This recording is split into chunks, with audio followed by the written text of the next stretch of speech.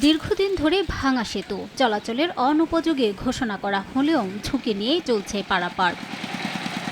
প্রায় ৪৫ বছর আগে চুয়াডাঙ্গার আলমডাঙ্গা উপজেলার বড়পুটিমারি গ্রামে সেতুটি নির্মাণ করে পানি উন্নয়ন বোর্ড। ৬ বছর আগে সেতুটি ঝুঁকিপূর্ণ হিসেবে ঘোষণা করা হয়, কিন্তু গুরুত্বপূর্ণ সড়ক হওয়ায় প্রতিদিনই যাতায়াত করছে ছোট ছোট যানবাহন।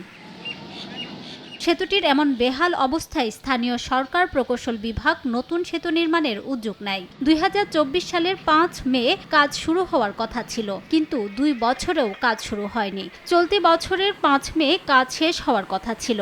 কাজের দায়িত্ব পায় যশোরের মঈনুদ্দিন বাসী নামের ঠিকাদারি প্রতিষ্ঠান। মাল সামানা নিয়ে এসে সব ফেলাই রেখেছে, অনেকদিন আগে নিয়ে এসছে, কাজের কোনো গতি নাই আর কি। আমাদের গ্রামের পুরাতন ব্রিজটা প্রায় ভঙ্গুর অবস্থায় আছে, আমাদের যান চলাচলে ব্যাঘাত ঘটছে।